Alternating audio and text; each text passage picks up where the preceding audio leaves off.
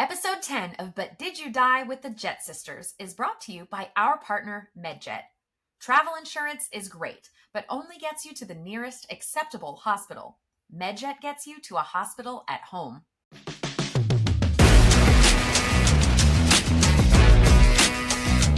Hello and welcome to episode 10 of But Did You Die with the Jet Sisters. I'm a host, Rachel. I'm another host, Angie. Have we decided to be nicer? 10! It's 10!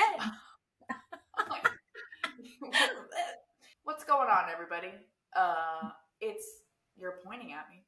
That reminds me that Mom sent me a really funny picture. I don't know if she sent it to you too, but it's me in my prom dress and looking like I'm going to strangle you and you're just like in your underpants. Let's definitely share that with the listeners. Mom clearly discovered a treasure trove of photos. Oh, look, there's so many more photos of you. Imagine that. Yeah, no, she sent me photos too. Oh, wow. Oh, she sent me one. Oh, okay. There's one. That's the one. Yeah. That's pretty much like day-to-day life. Anyways, great. Yeah, we've seen enough of you. Funny. Okay. I was the cutest child. Anyway, yeah, thanks, Mom, for those pictures. Those were fun. Hey, everyone. It's getting warm. We're gearing up for spring break in Florida. Well, I'm ready to get back into my pool because I haven't been in since like October.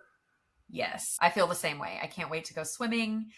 And once all the hubbub dies down a little bit, I would like to take my own little spring break. I'm not going to have much time to go far away on a spring break this here spring, but I will be spring breaking next to my pool just as soon as it's warm. Having a pool has changed summers in Florida for me to where now I'm looking forward to it. And we are about to get daylight back. So depression is over, everyone. We did it. We made it through seasonal depression winter, and the sun is shining, the birds are chirping, and we can be happy again. It's been nice the past couple of days, and every time I walk outside, I'm just a little bit smilier. Not that it's been cold. We have no room to talk to anyone in the country because it's been warmer here than anywhere. It's like when it's 65, we're like, oh, winter. Oh, winter. It will be 99 degrees in 2 weeks, probably, and we'll be wishing for it to be 65 degrees. You know where it's hot, and I did not realize it was hot, is Iowa in the summer. And here's why I know that. Ben and I signed up for a super fun activity called Ragbrai, which is... Super fun. That's what you're going to go with. It's a 7-day bike ride across Iowa at the end of July. You're thinking, here's what you're thinking, listener. Iowa, okay, no biggie. No, it's hot. Didn't realize. Flat, sure. No. There's 19,000 feet of elevation climb on this particular route, and it is 450 miles long, give or take. So that's what Ben and I are doing this summer. So here's a question. How long have you and Ben been into like competitive cycling? What, 4 days?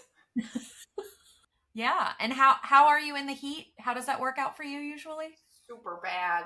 I faint a lot. And what is it that you know? What do you know about Iowa? Corn.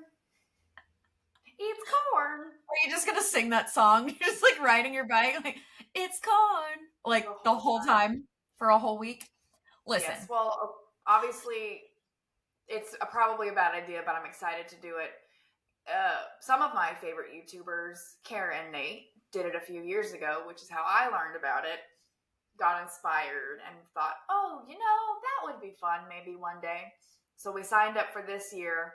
After we signed up, saw it was the hilliest climb ever. And then I looked at, like, what's the temperature in Iowa in July? And it's hot. You camp in people's yards. And let me guess, you had to pay for this. Well, yeah. Okay. I did give someone money to do that. So listeners, this is where Ray and I diverge. I think, I don't even know how to put this, but we used to be on the same page about traveling. And now Ray has different interests than I do. I think the older I get, the more I'm like, yeah, I would like to be on a yacht. I would not like to be riding a bike. Well, I would never like to be riding a bicycle. Let's be clear about that. That will never be on my bucket list. But, I just want to sit in a hammock. I would like to learn things. I don't know. I could walk. I mean, the Cotswolds, you guys really made the Cotswolds sparkle. And I would love to do that for like one day. Did you watch the videos? Because I complained the whole time. By sparkle, I mean sweat disgustingly. Like sparkle, shimmer, No, I mean, it made it look like a thing worth doing. I'm not going to feel that way about the bike ride, no matter what. And that might be a personal thing. But who knows? Maybe you guys will influence a new generation of people who never ride bikes to do a 450-mile bike race for no reason. Well, we've started training because they say if you're not like biking all the time, you should probably start getting used to it. So we did 20 miles in one day last week, and it was exhausting. And we've got 80-mile days on that trip. So yeah. So 80 miles? 80 miles for there's a couple days where it's like 70, 80. So we're working towards it. I'm feeling good. Like it's nice to practice. It's nice to have a goal, right? It's nice to have something to look forward to and something to train for. I discovered that recently. Just having something that I want to get stronger for is better than just showing up to the gym and saying, I'm working out now for no reason. Yes, it's going to be hard. I'm excited to accomplish it, hopefully. So the money you pay for shuts down the roads. There's tens of thousands of people that do it. You stop in towns, you eat corn, you eat pork chops, you make friends, you dance, people spray you with water hoses. Like, it's going to be a good time. You can competitive race it, but most people just like wear tutus and like bop around. It's going to be fun. I hope. There are like police that help and ambulances that take you somewhere if you fall out, which is where I'll be because it's going to be more. I know. Is Ben going to finish the race without you if you end up heat-stricken aside the road? I hope he does. Like, I don't want him to, like, sit next to me while I die. Like, he can just keep going. I'll be fine. Okay. You got your own niche going on. We have, like, budget travel and luxury travel and sister travel and theme park travel and cruise lines. And now Rachel just does weird physical stuff that I would never do. If you're trying to go places without me, nailed it. I will never like scoop in on that trip. I will never do it. I might call it challenge travel. Yeah, I like that. It's like with adrenaline junkies. You're probably an accomplishment junkie in the making. And if you climb Mount Everest, I'm going to be so mad at you. We're baby stepping our way up into some cool stuff. But more on that later as we train weekly for that. We bike. And that's in July. That's in July, but every week we're going up in miles. So last week we did 35. This week is 40. I'm going to look so good in August. Are your legs getting stronger? Like, can you tell if your thighs are getting stronger or not yet? Yeah. Yeah, already. No, I can feel it. Like we're already pushing ourselves in our practices, and we're getting faster. And I'm crying a lot less. It's fun. It's fun to do together. It's nice that you have that goal and that kind of shared experience. All right, let's head over to travel news, which is kind of in theme with what we've already been talking about. Spring break. Have you seen Miami's ad campaign? I did. Breaking up with spring breakers. I just saw those and I love it. I thought it was brilliant.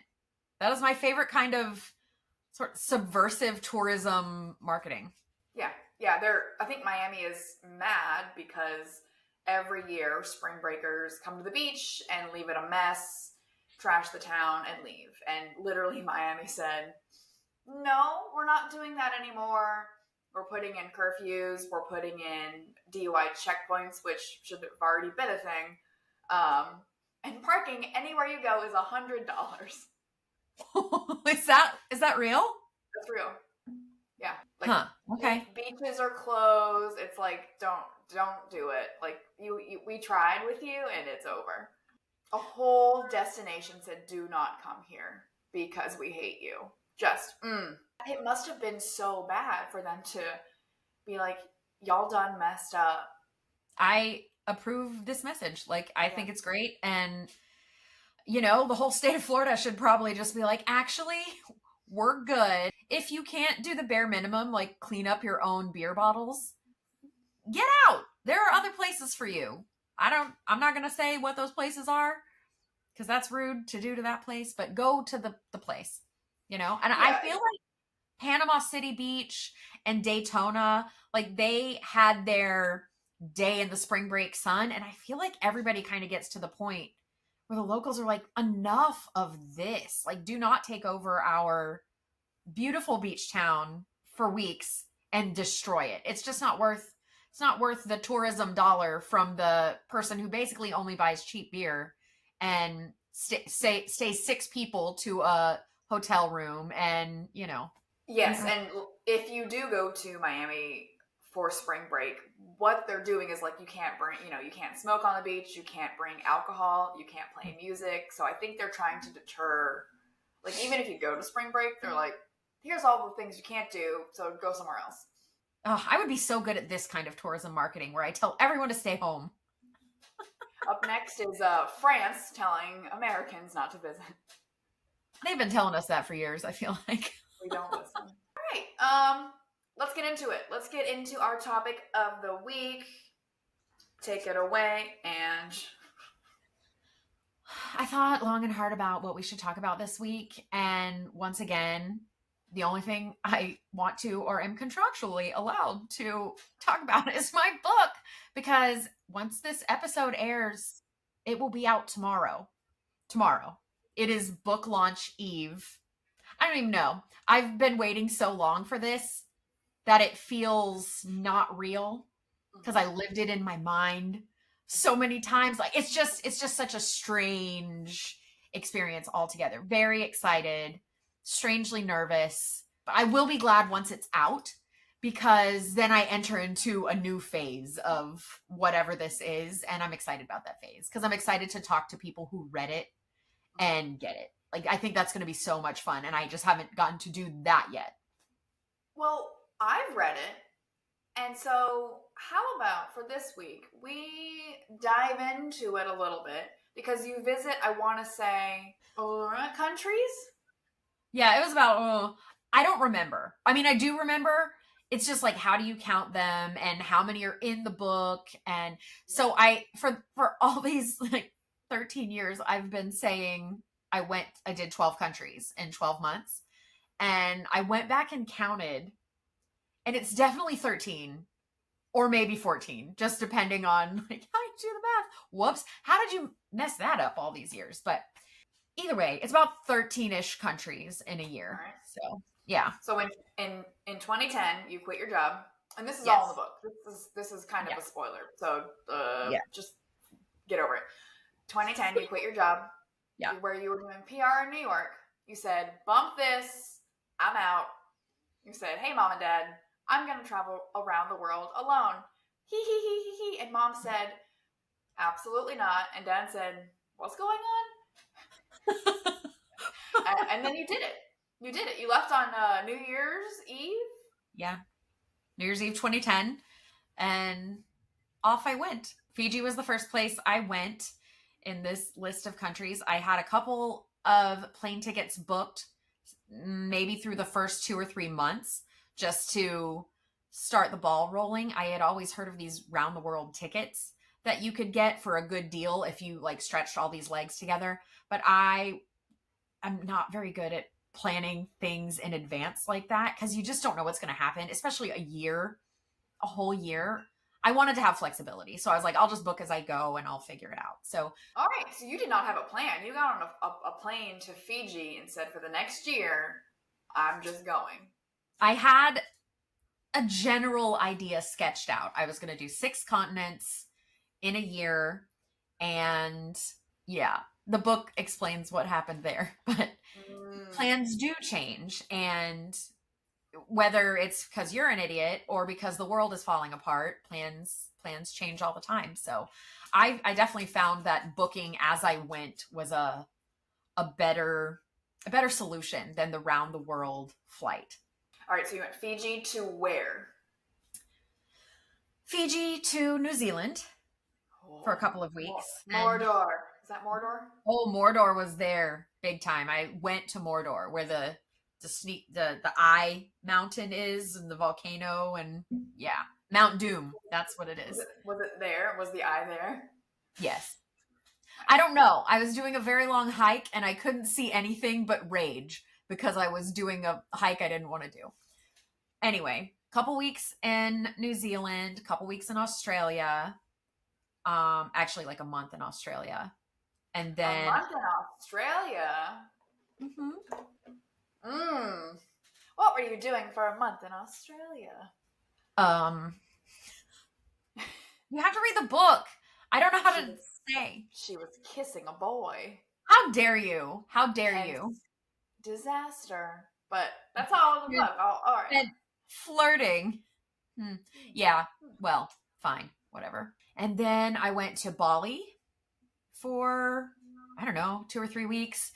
And then I went to what? Wait. When I think of Bali, I think of beautiful, gorgeous, relaxing. But when I read the chapter in the book, it was scary. Listen.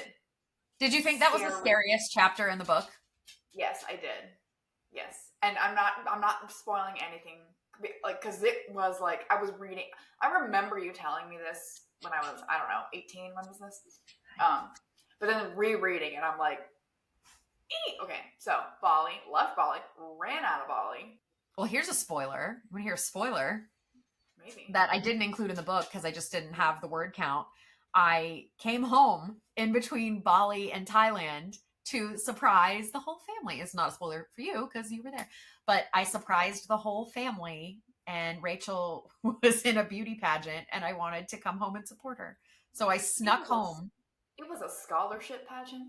So yeah, that's something that didn't make it in the book because I did pop home for a week.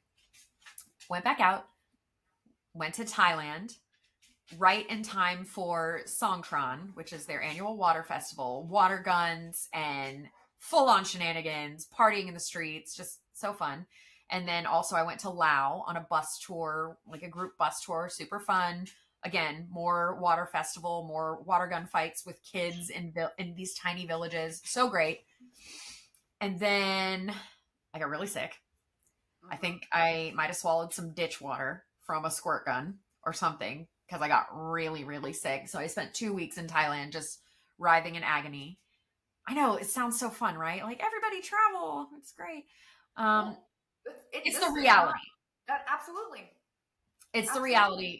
You think Eat, Pray, Love is like, it's a little bit of dating. It's a little bit of boyfriends. It's a lot of pasta and some yoga, and everything turns out great. But that was not quite my experience. I went to Greece from Thailand and landed right as all the austerity protests were happening, and they were rioting around the city, and it was a whole, like, really, they were defaulting on their economy, and the EU was threatening them, and they were basically cutting everyone's pensions and stealing everyone's money back. And so everybody was really mad. Meanwhile, you're like, this isn't Mamma Mia. I was like, this is not nearly as musical as I thought it was going to be. Yeah, that part was kind of weird. And I got robbed like the moment I got there. So there was that. But I spent like 6 weeks in Greece. So it couldn't have been that bad. Once I got out to the Greek Isles, I found my place and my people and my dance clubs and my tasty food. So yeah, that was really fun. This is where things went off the rails. Emotionally, or yeah, with the plan, just with what I had planned for the rest of the year, things kind of, well, and my trips just started getting longer and longer in places, and this is where I added 3 destinations I didn't intend to go to at all. You can find out why I made that large detour in the book, but So I threw Turkey, Spain, and England into the mix, which I really didn't intend to go to Europe at all because I've been to Europe and I had this other idea of how it was going to go. So wasn't really planning to do much Europe other than Greece. And there I was. I went to Turkey right after for like 10 days with a friend that I had met in Thailand. Brand new friend. She's like, I'm going to Turkey. Meet me there. Okay, fine. And that's how things started working. So that was amazing. Hot air balloons, Turkish delight, not as good as you would think. After that, I went to Running of the Bulls in Spain, in Pamplona, which... Did you run from a bull? The people want to know. Should I tell them? Or should I say read the book? Read the book. Read the book. Yeah, it was just like Hemingway said, a testosterone fueled booze fest. That's probably a lot more fun if you're a dude. That's a Friday night at the Miller house. Right? Okay, so Turkey, Spain, England. This, you definitely have to read the book for all this because there's a lot of interesting plot points here. But I decided to pop back to New York for a friend's wedding. And it was just easier to get there from London. It's so easy to pop back. So I did come back again. That makes it into the book. That little pop back trip makes it into the book. But anyway, did England for a few weeks, met a ghost, cried a lot. Yeah, and then there were riots. As I was leaving London, riots were breaking out all over the country. People were setting double-decker buses on fire. There was, protests out of control. So I came back home for a couple of weeks and then was like, okay, I'm going back. I'm doing the thing. I had kind of bumped my Egypt. I always wanted to go to Egypt, but I bumped it because the Arab Spring happened this year. It was like a domino effect in the Middle East where one country, and I think it was Tunisia, started it and they were like overthrowing, and social media lit it on fire. And so country after country after country in sort of the Middle East and the Arab world were overthrowing their governments or protesting or whatever. And that went to Egypt, and Egypt had severe violence and protests and unrest and lots of deaths. The government was overthrown. It was a whole thing. So like, not really the best time for me to be going there, like in the spring, summer, like I initially thought I would. So by the time I was going, it was maybe late September, early October, and things had settled down. They had a new regime in place. And yeah, of course, as soon as I got there, things went sideways again. So there was some sidewaysness there. I just sidebar here. The title of the book has so many levels. First, Flirting with Disaster, because when you think about going on a round the world trip and quitting your job and doing all these things, you expect it to be like mesmerizing and perfect and this and that. And sure, it was good at times, but there's a lot that goes on in this book that is not Eat, Pray, Love. It's rough. So you've got that. Then you've got Flirting with Disaster, boys, no spoilers. And then of course you've got the infamous Flirting with Disaster Molly Hatchet song title, which full circle we get into in the book. Yeah, no spoilers, but anyway, Egypt might be my favorite chapter of yours.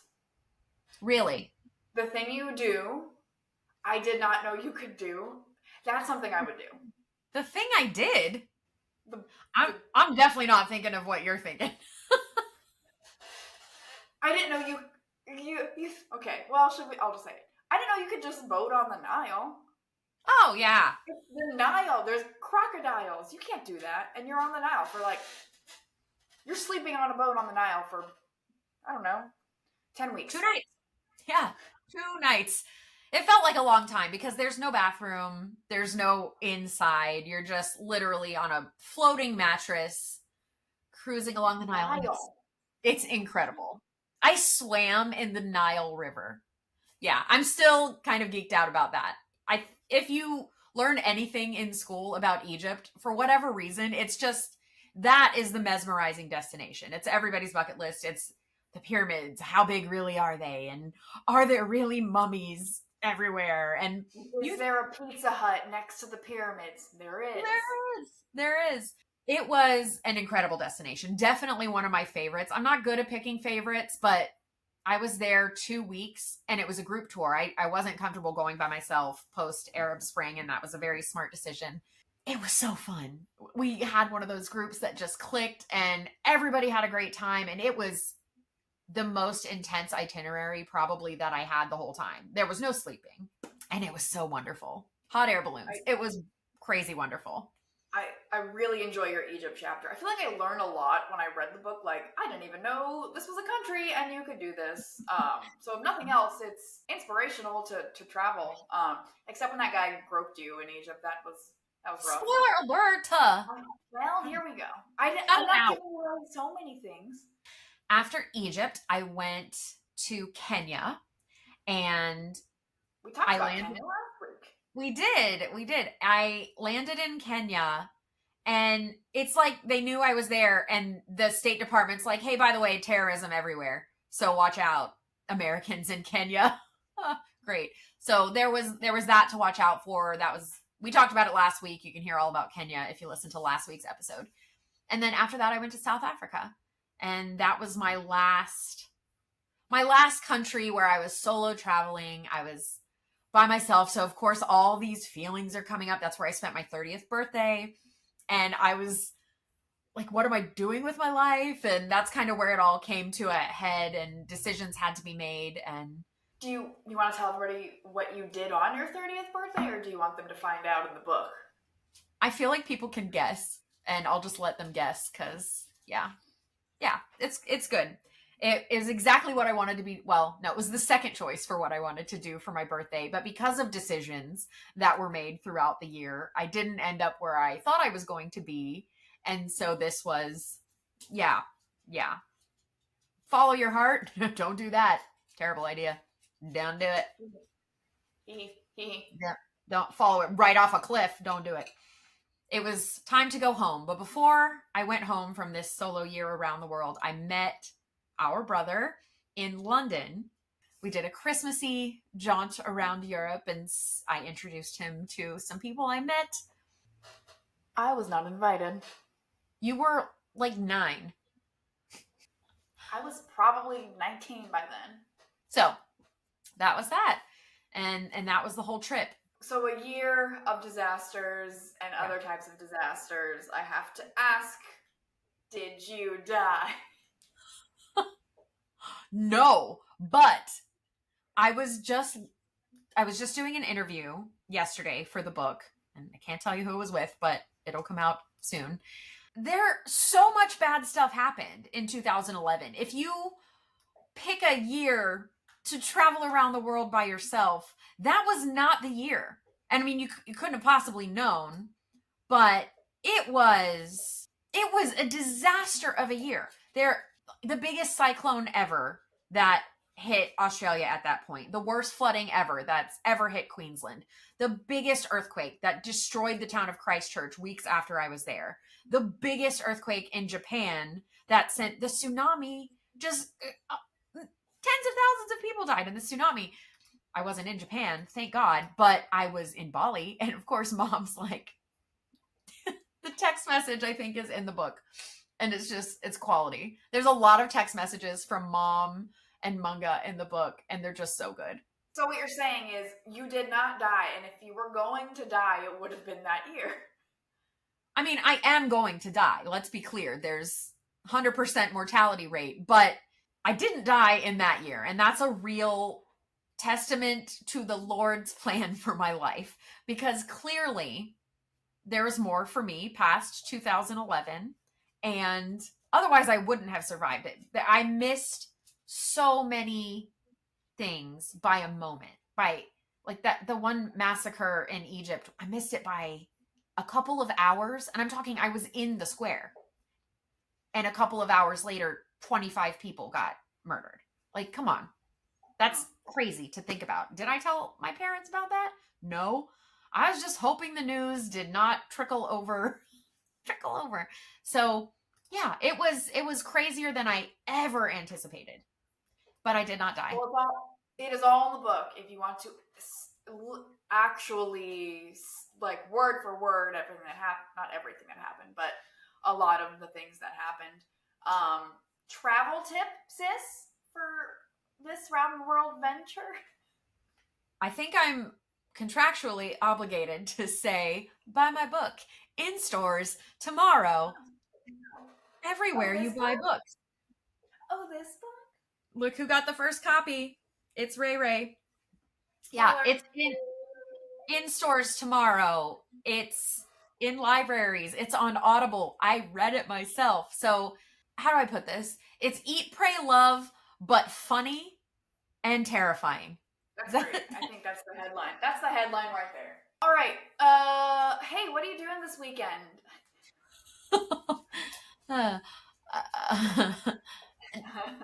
Oh, okay. Yeah, no, so I'm promoting my book all next week. Rachel's coming up. We're going to go look for my book in stores.